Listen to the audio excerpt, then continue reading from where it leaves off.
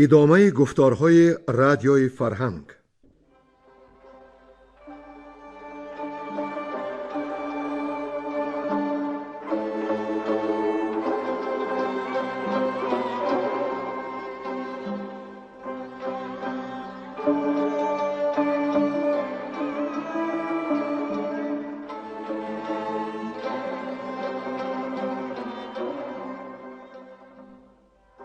بسا رنج بردم در این سال سی، عجم زنده کردم بدین پارسی.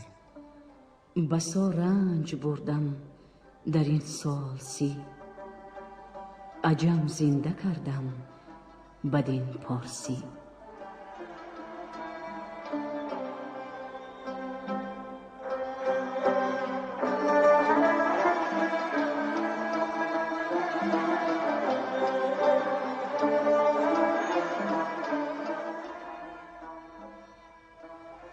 محفل ادبی به استقبال جشن هزاره شاهنامه بیزوال ابوالقاسم فردوسی. صدر محفل لایق شیرعلی.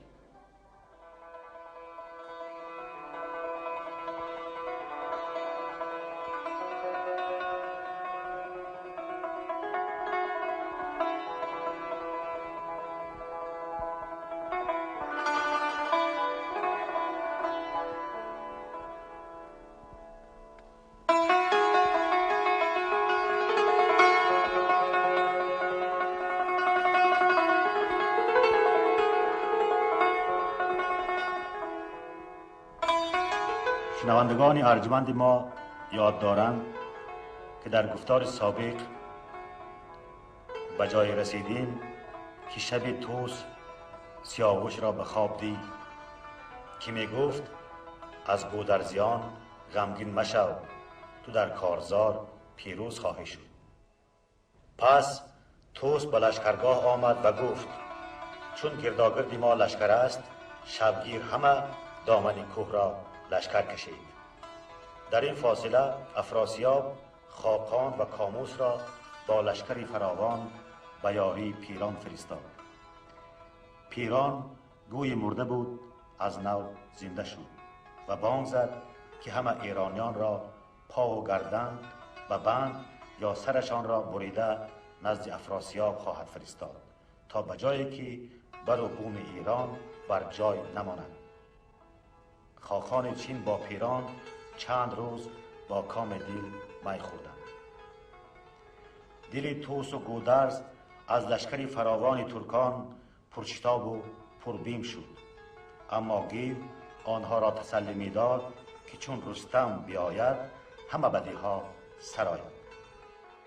در این اثنا دیدبان پیام آورد که از ایران از نزد شاه سپاه گران و همراه آن گوی پیلتن رستم جهان پهلوان به یاری آمد. دیگر از ترکان همه کام ما برمی آید و آوازه نام ما تا خورشید خواهد رسید. ایرانیان دیگر از شبیخون یاد نکردند و همه پیر و جوان دیدبان را مژده دادند. دیگر همه شب ایرانیان به یاد جهان پهلوان شاد و روشن روان بودند. و اینک دنباله داستان را بشنوید. گویندگان بیرنگ کهدامنی، نظری یزدان، کمینه و گلنسا زمانی.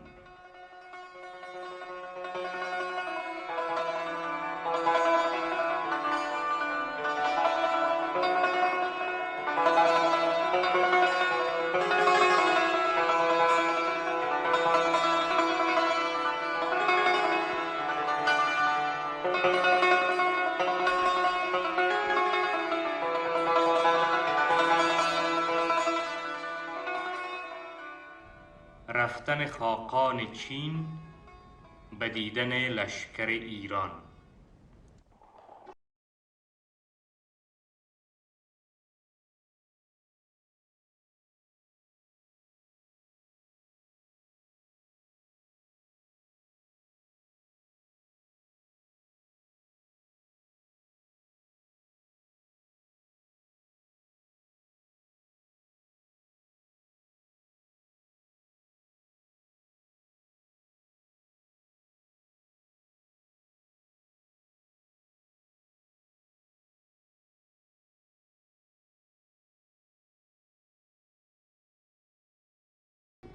شب تار تازنده شد ناپدید.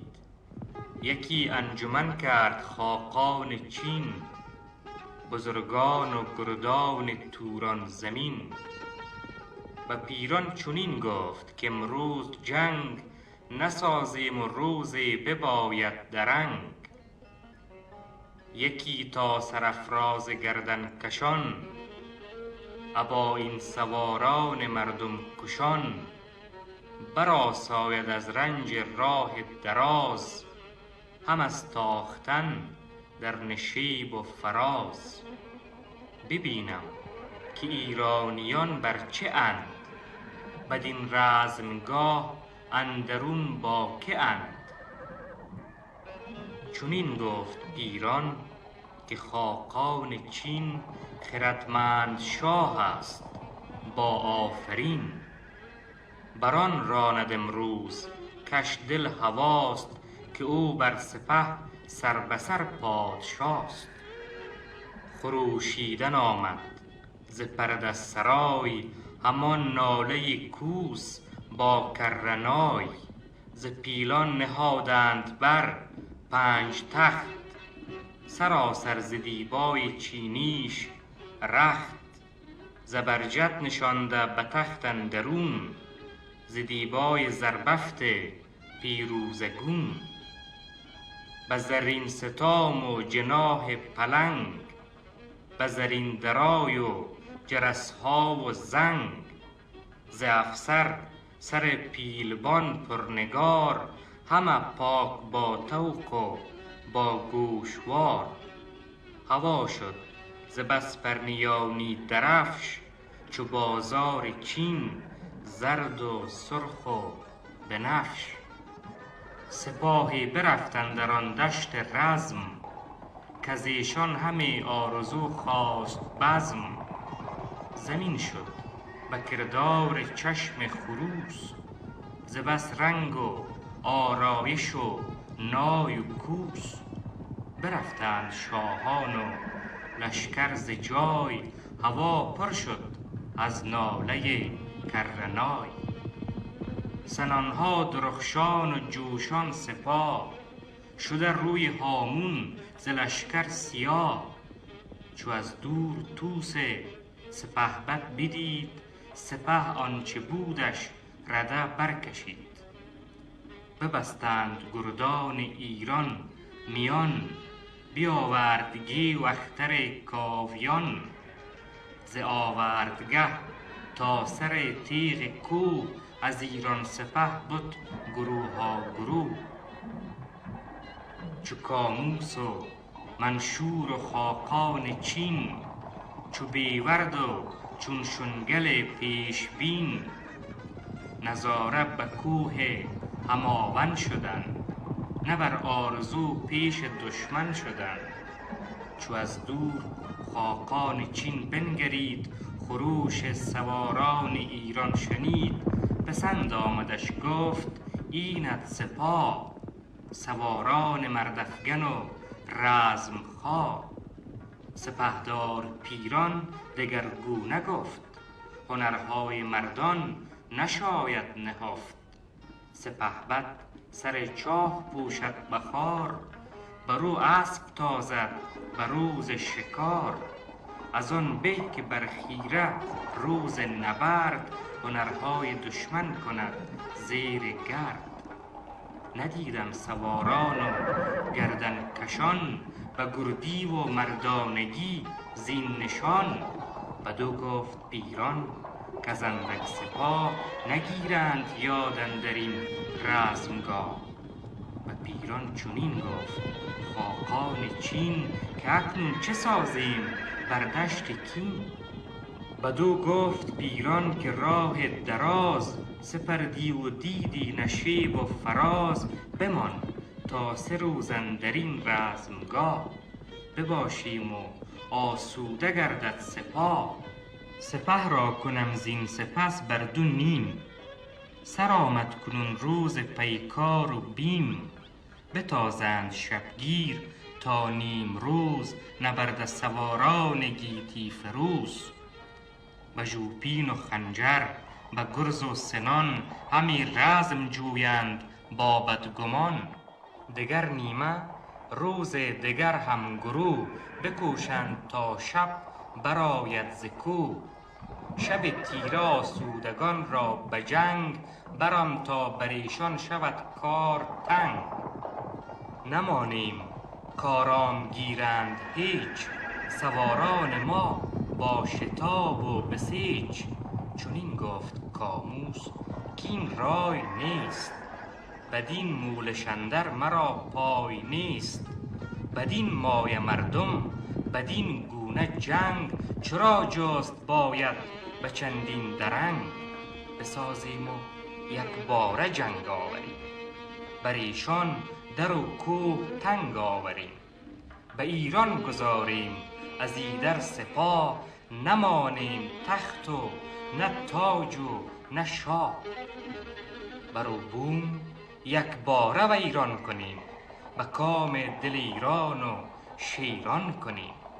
زن و کودک خرد و پیر و جوان نه شاه و کنارنگ و نه پهلوان. به ایران نمانم برو بوم و جای نه کاخ و نه ایوان و نه چارپای.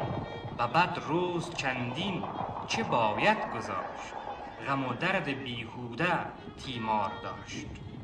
یک امشب گشاده مدارید راه که ایشان برآیند از این رزمگاه. چو باد سپید دمان بردمد سپه جمله باید که اندر چمد. یکی پشته بینی به بالای کوه تو فردا ز گردان ایران گروه. بران سان که ز ایرانیان سر به سر نبینند از این پس مگر مویه گر. بدو گفت خاقان جز این رای نیست به گیتی چنو لشکرآرای نیست. همه نامداران بر این هم سخن که کاموس شیرافگن افگند بن. بگفتند و از جای برخاستند همه شب همی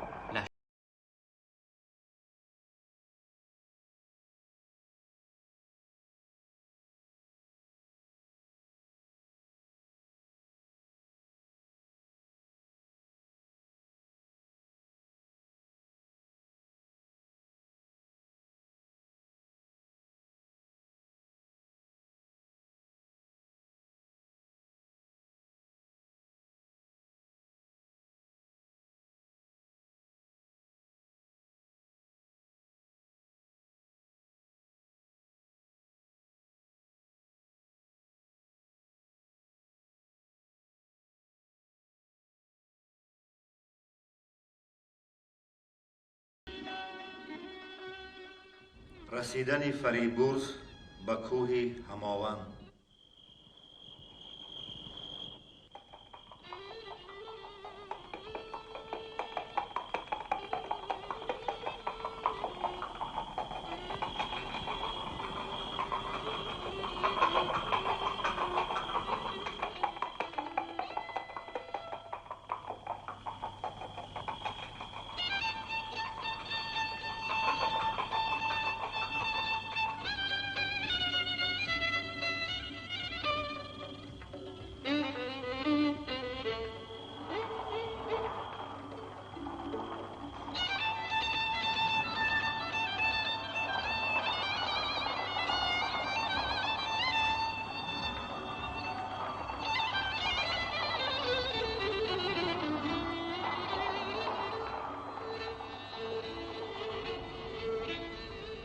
چه خورشید بر کشوری لاجورد سراپرده زد ز دیبای زرد.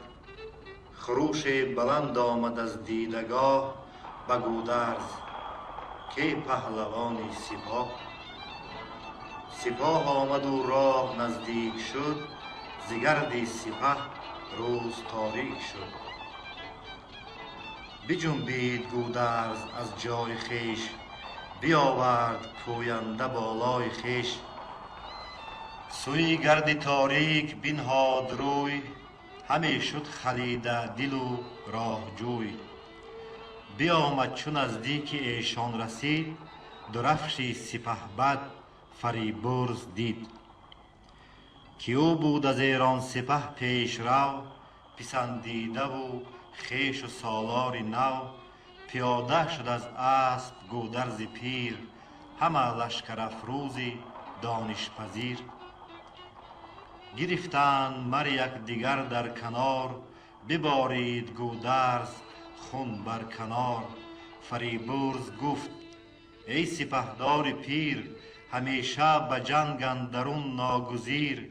ز کین سیاوش تو داری زیان، دریغا سواران گودرزیان. از ایشان تو را مژده بسیار باد، سری بخت دشمن نگونسار باد. سپاس از خداوند خورشید و ماه، که دیدم تو را زنده بر جایگاه. از ایشان ببارید گودرز خون، که بودند خفته به خاک اندرون.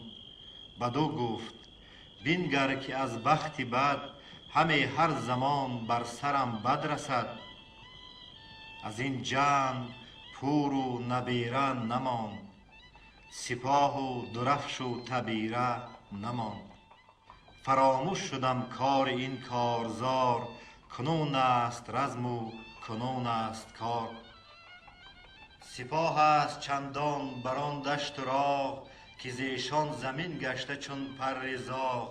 همه لشکری توس با این سپاه، چه خالی سیاه است بر روی ماه.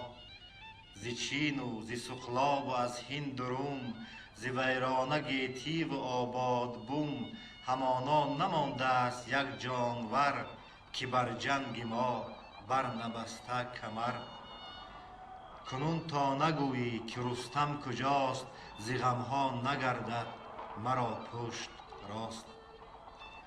فریبرز گفت او پس از من ز جای، بیاید نبودش به جز رزم رای. شبی تیره را تا سپیده دمان، بیاید نجوید بره بر زمان. کنون من کجا گیرم آرامگاه، کجا رانم این خارمایه سپاه. بدو گفت گودرز رستم چی گفت، که گفتار او را نشاید نهفت. فریبرز گفت ای گرانمایه مرد، تهمتن نفرمود ما را نبرد. بباشید گفت اندران رزمگاه، نباید شدن پیش روی سپاه. بباید بران رزمگه آرمید، یکی تا درفشی من آید پدید. همی رفت و گودرز با او برفت، به راه هماون خرامید تفت.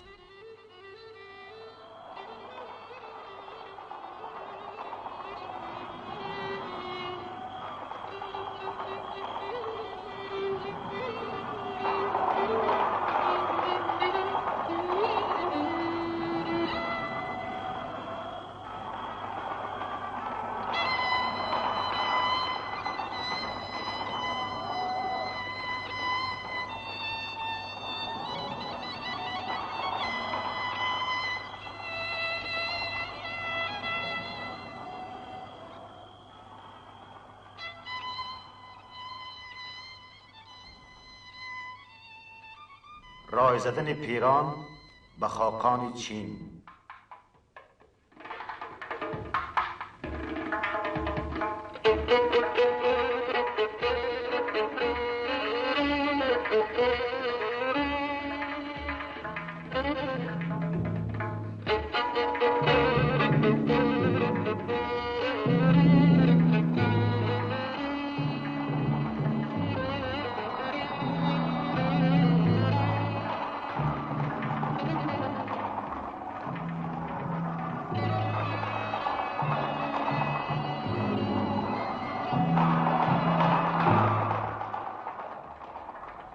چو لشکر پدید آمد از دیدگاه، بشد دیدبان نزد توران سپاه. به پیران چنین گفت پس دیدبان، که بر جنگ بندید یک سرمیان. کز ایران یکی لشکر آمد ز دشت، از آن روی سوی هماون گذشت. سپهبد بشد پیش خاقان چین که آمد سپاه از ایران زمین. ندانم که چند است و سالار کیست، چی سازیم و درمان این کار چیست؟ بدو گفت کاموس جنگ آزمای، و جایی که مهتر تو باشی به پای. بزرگان درگاه افراسیاب، سپاه و کردار دریای آب تو داری. چی کردی در این 5 ماه بر این دشت با خار مای از سپاه؟ کنون چون زمین سر به سر لشکر است، چو خاقان و منشور چون من سر است. بمان تا هنرها پدید آوریم، تو در بسته ای ما کلید آوریم. گر از کابل و زابل و مرز هند، شود روی گیتی چو چینی پرید. همانا وطنها چو من کس نیند، نگویی که ایرانیان خود کیند. تو ترسانی از رستنی نامدار، نخستین از او من برارم دمار. گرش یک زمان اندر آرم بدام، نمانم که ماند بگیتیش نام. تو از لشکری سیستان خسته ای، دل خیش بر جنگشان بسته ای. یکی بار دستی من اندر نبرد، نگه کن چو برخیزد از دشت گرد. بدانی که اندر جهان مرد کیست، دلیران کدامند و پرخاش چیست؟ بدو گفت پیران انوشه بدی، همیشه زی تو دور دستی بدی. همه هرچی گفتی همان باد و بس، مبادا هم آوردی تو هیچ کس. و پیران چنین گفت خاقان چین، که کاموس را راه دادی بکین. و کردار پیش آورد هرچی گفت، که با کوه یار است و با پیل جفت. از ایرانیان نیست چندین سخن، دلی جنگ جویان چنین بد مکن. و ایران نمانم یکی سرفراز، برآریم گرد از نشیب و فراز. هر آن کس که هستند با جاه و آب، فرستم به نزدیک افراسیاب. همه پای کرده به بندی گران، و از ایشان فراوان بریده سران. و ایران نمانیم برگی درخت، نه شاه و نه گاه و نه تاج و نه تخت. بخندید پیران کرد آفرین، بر آن نامداران خاقان چین. به لشکرگه آمد شده شادمان، برفتند گردان همان در زمان. چو هومان و ضحاک و فرشید ورد، بزرگان و شیران روزی نبرد. بگفتند کآمد ز ایران سپاه، یکی پیشرو با درفشی سیاه. ز کارآگهان نامداری دمان، برفت و بیامد همان در زمان. فریبرز کاووس گویند هست، سپاهی سرافرازی خسرو پرست. چنین گفت پیران به هومان گرد، که باید ز روی دل اندیشه بود. چو رستم نباشد از او باک نیست، دم او بر این زهر تریاک نیست. ابا آنکه کاموس روزی نبرد، همی پیلتن را ندارد به مرد. مبادا که او داردی در بجنگ، وگر چند کاموس باشد به هنگ. بدو گفت هومان که ای پهلوان، چی داری به اندیشه تیر روان؟ نه رستم نه از سیستان لشکر است، فریبرز را خاک و خون ایدر است. چنین گفت پیران که از تخت و گاه، شوم دور و بیزارم از هور و ماه. که چون من شنیدم کز ایران سپاه، خرامید و آمد بر این رزمگاه. بشد مغز و جان و سرم پر ز درد، برآوردم از دل یکی باد سرد. بدو گفت گلباد کان درد چیست؟ چرا باید از طوس و رستم گریست؟ ز بس گرز و شمشیر و پیل و سپاه، میان اندرون باد را نیست راه. چی ایرانیان پیش ما در چی خاک، ز کیخسرو و طوس و رستم چی باک؟ پراکنده گشتند از آن جایگاه، سوی خیمه خیش جستند راه. از ایران بیامد گوی پیلتن، فریبرز کاووس و آن انجمن. ز کوه هماون برآمد خروش، زمین آمد از بانگ اسپان به جوش. سپهبد بر ایشان زبان برگشاد، ز مازندران کرد بسیار یاد. که با دیو در جنگ رستم چه کرد، بر ایشان چه آورد روزی نبرد. سپاه آفرین خواند بر پهلوان، که بیدار دل باش و روشن روان. بدین مژده گر جان فشانم رواست، که این مژده آسایش جان ماست. کنون چون تهمتن بیاید به جنگ، ندارند پا این سپه با نهنگ. یکایک بر این کوه رزمی کنیم، که این ننگ از ایرانیان بفکنیم. درفشی سرافراز خاقان و تاج، سپرهای زرین و آن تخت عاج. همان افسری پیل بانان بزر، همان طوق زرین و زرین کمر.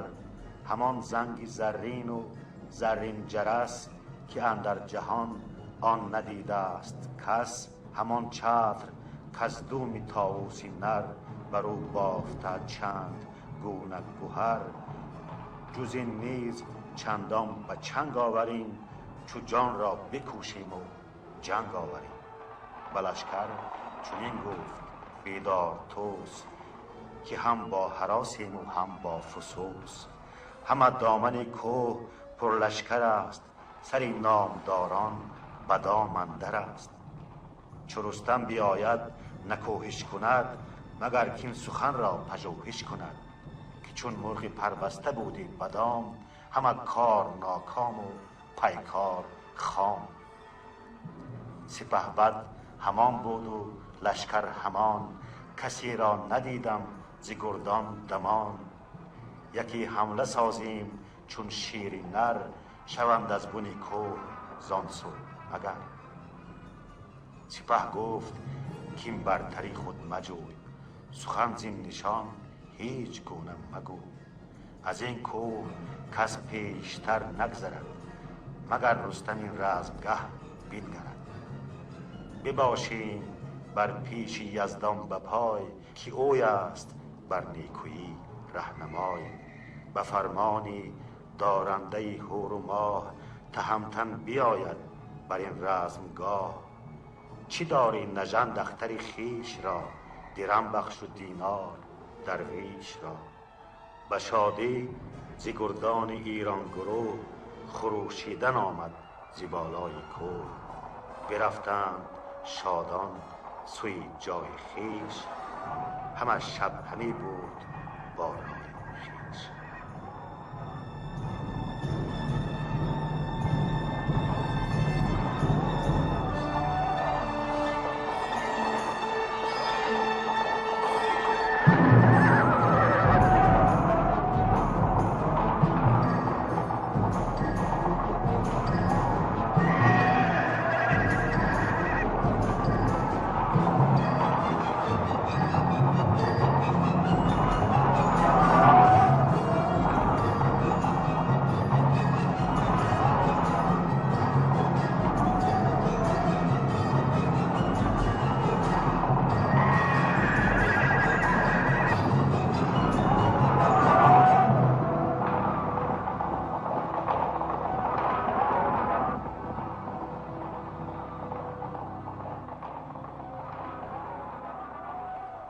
رزم کردن گیو و طوس با کاموس.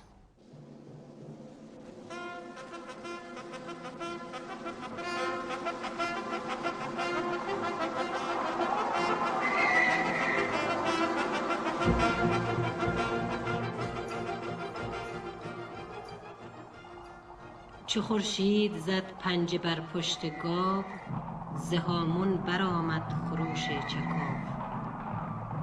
ز درگاه کاموس برخاست غو، که او بود مردافگن و پیش رو.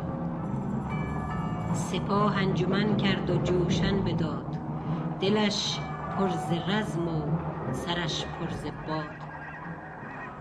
زره بود بر تنش پیراهنش، کله ترگ بود و قبا جوشنش. ز گردنکشان لشکری برگزید، ز پولاد و آهن شده ناپدید. بیامد پدیدار گرد سپاه، ز شمشیر و جوشن ندیدند راه. به ایران خروش آمد از دیدگاه، کز این روی تنگ اندر آمد سپاه. درفش سپهبد گو پیلتن، پدید آمد اندر پس انجمن. وز این روی گفتی ز توران سپاه، هوا گشت برسان ابر سیاه. سپهبد سواری چو یک لخت کوه، زمین گشت از سم اسپش ستوه. یکی گرز همچون سر گاومیش، سپاه از پس و نیزه دارانش پیش. نهاده مر آن گرز بر یال و کفت، سزد گر بمانی از او در شگفت.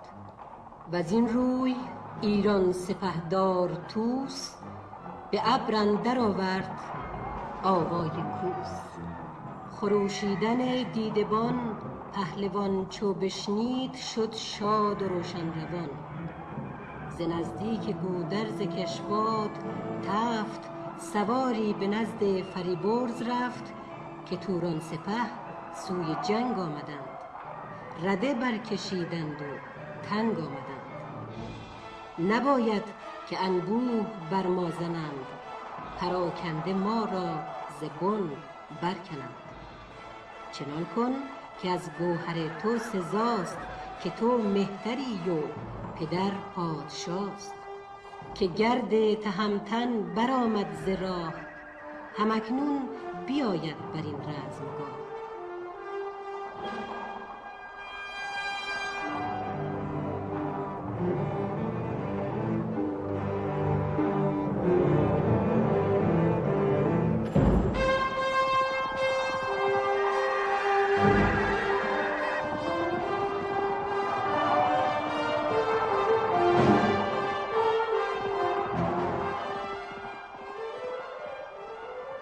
فریبرز با لشکری گرد و نیو، بیامد بپیوست با طوس و گیو. بر کوه لشکر بیاراستند، درفش خجسته بپیراستند. چو با میسره راست شد میمنه، همان ساقه و قلب و جای بنه. برآمد خروشیدن کرنای، سپه چون سپهر اندر آمد ز جای. چو کاموس تنگ اندر آمد به جنگ، به هامون نبودش زمانی درنگ. سپه را به کردار دریای آب، که از که فرود آید اندر شتاب. بیاورد پیش هماون رسید، هوا نیلگون شد زمین ناپدید. چو نزدیک شد سر سوی کوه کرد، پر از خنده رخ سوی انبوه کرد. که ایرانیان را گه کارزار، هم آورده نامرد بودی به کار. کنون لشکری گشن و کندآور است، نه پیران و هومان و آن لشکر است. که دارند از ایران سپه جنگجوی، که با من به روی اندر آرند روی. وزان پس بدان کوه آواز کرد، که ای شیر مردان روز نبرد. ببینید بالا و برز مرا، بر و بازو و تیغ و گرز مرا. چو بشنید گیو این سخن بردمید، برآشفت و تیغ از میان برکشید. چو نزدیکتر شد به کاموس گفت، که این را مگر ژنده پیل است جفت. کمان برکشید و به زه برنهاد، ز یزدان نیکی دهش کرد یاد. به کاموس بر تیر باران گرفت، کمان را چو ابر بهاران گرفت. چو کاموس دست و گشادش بدید، به زیر سپر کرد سر ناپدید. به نیزه در آمد به کردار کرگ، هوا پر ز گرد و زمین پر ز مرگ. چو آمد به نزدیک بدخواه اوی، یکی نیزه زد بر کمرگاه اوی. بزد بر کمرگاه گیو از نهیب، برون آمدش هر دو پا از رکیب. چنان شد سنان زی کمربند اوی، که میخواست بگسست پیوند اوی. چو شد گیو جنبان به زین اندرون، از آن آهنی نیزه آبگون. سبک تیغ را برکشید از نیام، خروشید و جوشید و برگفت نام. به پیش سوار اندر آمد دژم، بزد تیغ و شد نیزه او قلم. ز قلب سپه طوس چون بنگرید، غمی شد چو جنگ دلیران بدید.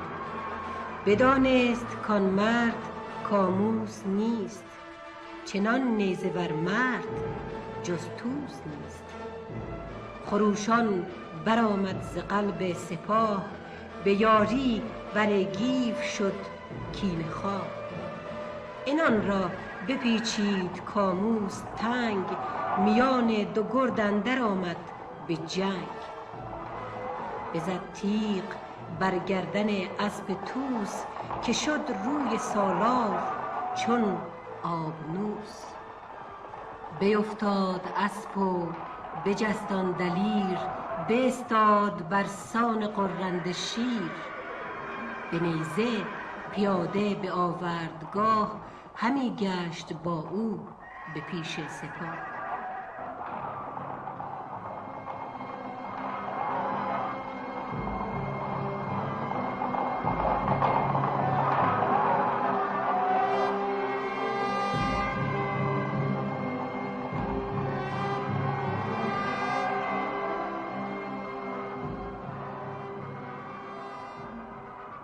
دو گرد گرانمایه و یک سوار، کشانی نشد سیر از آن کارزار.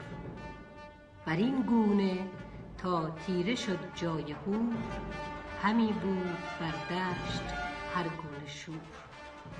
چو شد دشت بر گونه آبنوس، پراکنده گشتند کاموس و طوس.